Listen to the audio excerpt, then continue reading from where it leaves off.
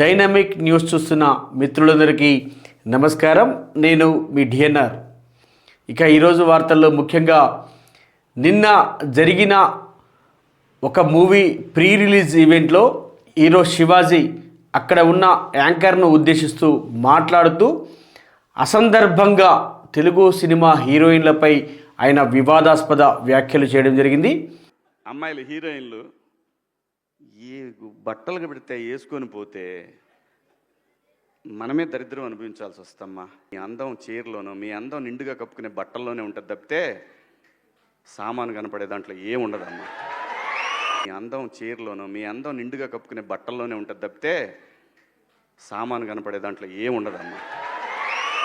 ఈ video social మీడియాలో చాలా వైరల్గా కూడా మారడం జరిగింది. దానితో వెంటనే తెలుగు సినిమాకు సంబంధించిన తెలుగు సినిమా హీరోయిన్లు అలాగే తెలుగు సినీ లేడీ ఆర్టిస్టులు కూడా స్పందించడం జరిగింది. హీరో శివాజీ చేసిన ఈ వ్యాఖ్యలను వెంటనే ఉపసంహరించుకొని తెలుగు సినిమా హీరోయిన్లకు అలాగే తెలుగు సినిమా లేడీ ఆర్టిస్టులకు ఆయన క్షమాపణ చెప్పాలని చెప్పేసి కూడా వారు డిమాండ్ చేస్తున్నట్టుగా కూడా మనకైతే తెలుస్తుంది. ఇక దీనిపై తెలుగు సినిమాకు సంబంధించిన కొద్దిమంది ప్రముఖులు కూడా స్పందిస్తూ హీరో శివాజీ అసందర్భంగా ఆ విధంగా మాట్లాడడం కరెక్ట్ కాదని చెప్పేసి కూడా వారు కూడా భావిస్తున్నట్టుగా కూడా మనకైతే తెలుస్తుంది. ఇక దీనిపై హీరో శివాజీ మాత్రం ఇప్పటివరకు ఎటువంటి స్పందనను తెలియపరచలేదు. కానీ ఈ వీడియో మాత్రం నెట్టింట చాలా వైరల్గా మారింది. ఇక దీనికి సంబంధించి మరి ఆయన ఏమైనా స్పందిస్తారో లేదో మనమైతే వేచి చూడాలి. అసలు ఇంతకీ దండోరా ప్రీ రిలీజ్ ఈవెంట్లో హీరో శివాజీ ఏం మాట్లాడారో మనం కూడా ఒకసారి చూసి తెలుసుకునే ప్రయత్నం అయితే చేద్దాం. చాలా బాగుందమ్మా, చాలా బాగా చేస్తున్నావు. ముఖ్యంగా నీ డ్రెస్ సెన్స్ చాలా బాగుంది. దయచేసి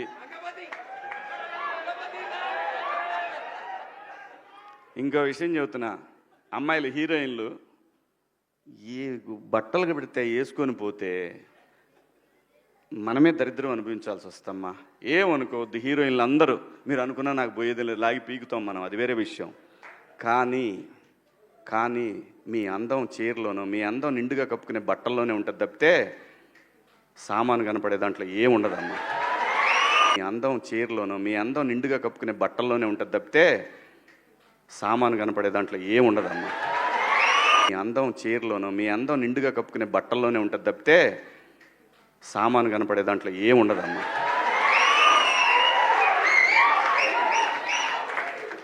అవి వేసుకున్నంత మాత్రాన చాలామంది చూసినప్పుడు నవ్వుతూ అంటారు, కానీ దేద్రమ్ముండ ఎలాంటి బట్టలు ఎందుకు వేసుకుని కాస్త మంచి వేసుకోవచ్చుగా, బాగుంటావు కదా అనాలనిపిస్తుంది. లోపల అనలేము.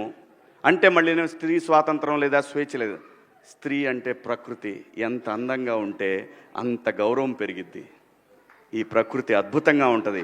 అలాగే స్త్రీ మా అమ్మ చక్కగా ఎప్పటికీ గుండెల్లో కనపడతా ఉంటుంది, ఒక సావిత్రమ్మ కానీ ఒక సౌందర్య కానీ. అలాగే ఈ జనరేషన్లో ఇంకా చాలామంది, రష్మిక, చాలామంది అమ్మాయిలు ఉన్నారు. వీళ్ళందరూ ఇంపాక్ట్ క్రియేట్ చేశారు కాబట్టి అమ్మటే చెప్పగలుగుతున్నాం. గ్లామర్ అనేది ఒక దశ వరకే ఉండాలా, ఇంతవరకు ఉంటే పర్లా, అది ఇక్కడికి రాకూడదు. నేనేవాళ్ళే కానీ చెప్పడానికి మళ్ళీ అందరు రేపు పొద్దున పెద్ద పెద్ద వాళ్ళంతా బయలుదేరతారు, మాకు స్త్రీ స్వేచ్ఛ లేదు. స్వేచ్ఛ అనేది అదృష్టం. ఆ స్వేచ్ఛని కోల్పోవద్దు. మన గౌరవం ఎప్పుడు పెరుగుద్దంటే మన వేష భాషల నుంచే మన గౌరవం పెరిగిద్ది. అందులో ప్రపంచ వేదికల మీదైనా సరే చీర కట్టుకున్న వాళ్ళకే విశ్వసుందర కిరీటాలు వచ్చినాయి. మీ అందం చీరలోనో మీ అందం నిండుగా కప్పుకునే బట్టల్లోనే ఉంటుంది తప్పితే సామాను కనపడే దాంట్లో ఏముండదమ్మా. అసలు నేను ఆగలేను. చిన్నప్పుడు ఊర్లో మాకు సముద్రయ్య అని ఒక అతను ఊళ్ళో ఏది జరిగినా డప్పేయటానికి వచ్చేవాడు. తప్పెట అంటాం మేము. తప్పెట వేసుకొని వచ్చేవాడు, అన్నీ అనౌన్స్ చేసేవాడు. అతనితో పాటు వెనకాల పరిగెత్తుకుంటా డ్యాన్స్ వేసుకుంటూ వెళ్ళేవాడు. అది నరనరాల్లో జీర్ణించిపోయింది. సో అందుకే ఎవరిని ఇబ్బంది పడి ఉంటే సారీ. మా సినిమా కూడా దండి, ఏం పర్వాలేదు, ఈ సినిమా కోసం ఆ మాత్రం చేయొచ్చు. కానీ అప్పటికి టెంప్ట్ అవ్వాల నేను.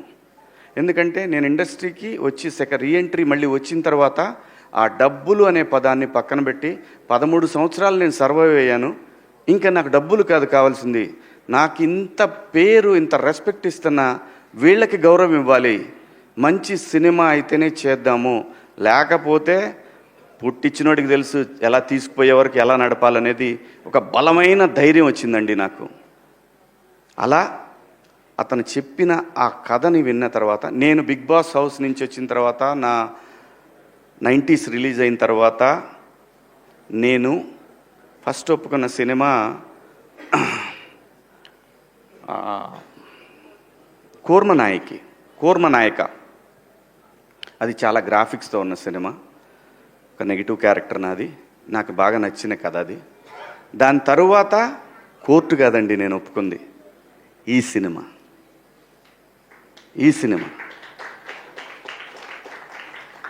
దీనికి పురిటి నొప్పులు ఉన్నాయి, లేవంటలేదు.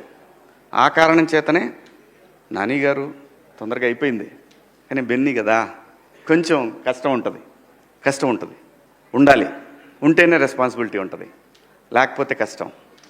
అలా ఈ సినిమా 90s చేసిన నవీన్ మేడారం అని ఆయన నిర్మాత, దానికి సిరీస్కి ఆయన ద్వారా వచ్చారు ఈయన నా దగ్గరికి. ఈయన వచ్చినప్పుడు ఫస్ట్ నాకు పిచ్ డెక్ పంపించమని చెప్పాను నవీన్ మేడం, అది పంపించారు. ఆ తర్వాత ఆయన కథ చెప్పారు, వచ్చి నాకు కథ చెప్పారు. అదంతా వింటున్నాను కానీ నేను ఎక్కడ టెంప్ట్ అవ్వలేదు. ఓకే బాగుంది, బాగా రాసుకున్నాడు. ఎప్పుడైతే ఒక పాత్రను ఇంట్రడ్యూస్ చేశాడండి, అక్కడి నుంచి సినిమా లెవెల్ కూడా ఎవరెస్ట్ శిఖరంలాగా వెళ్ళిపోద్ది అనమాట. ఆ ఎవరెస్ట్ శిఖరంకి వెళ్ళిన తర్వాత బయటకు వచ్చే హై ఉంటుంది చూసారా, ఆ హై మీరు ఇందాక చూసిన తమ్ముడు డ్యాన్స్ చాలా బాగా రాసుకున్నాడండి. నిజంగా నేను అమితంగా ప్రేమించేమీ మాట్లాడట్లేదు, సినిమా తీసేవరకే ప్రేమిస్తాను నేను. సినిమా తీసిన తర్వాత అది ఎడిటింగ్ రూమ్లోనైనా థియేటర్లో నిర్దాక్షిణ్యంగా దాన్ని నేను హేట్ చేసినంత ఎవరు హేట్ చేయరు. అబ్బా అంట మా వాడు ట్రైలర్ చేసిన, అబ్బాయి అక్కడక్కడ లూజ్ ఫ్రేమ్స్ ఉన్నాయో అన్న, పెద్ద కొంచెం టైట్ పెట్టొద్దు, తెలీదు మరి ఎవరో ఏమంటారో, బయటికి వెళ్తుంది ఫస్ట్ మన బిడ్డ బయటికి వెళ్తా ఉంది ఫస్ట్ టైం అని చెప్పి ఆ భయం ఉంటుంది. ఆ భయంతో చాలా చెప్తాం. ఈ సినిమాలో నాకు బాగా నచ్చిన పాత్రల్లో బిందు మాధవి గారి పాత్ర ఒకటి. ఏమండి మన దగ్గర చాలామంది ఆర్టిస్టులు ఉన్నారండి, చాలామంది. ఎట్లాంటి ఈగోకి పోవసరం లేదు, మనిషి జీవితమే ఈగోల మయం, ఎలాంటి ఈగోలు పోవాల్సిన లేదు. మీరు పాత్ర ఇచ్చి చూడండి, భారతదేశంలో ఏ నటుడికి తగ్గకుండా పనిచేసే ఆర్టిస్టులు ఇక్కడ ఉన్నారు. బయట భాషల్లో వాళ్ళు బాగా చేయరని కాదు, వాళ్ళు మంచి ఆర్టిస్టులు కాబట్టే మనోళ్ళు పెట్టుకుంటున్నారు. నేను ఎవరిని కూడా, ఇక్కడ భాషా భేదాలు లేవు, కానీ ఇక్కడ బోల్డ్ టాలెంట్ ఉందండి, చాలా కుప్పలు తెప్పలు టాలెంట్ ఉంది. డైనమిక్ న్యూస్ చూస్తున్న మిత్రులందరూ మన ఛానల్ని లైక్ చేయండి, షేర్ చేయండి, సబ్స్క్రైబ్ చేసుకోండి. ధన్యవాదాలు, మీ డిఎన్ఆర్.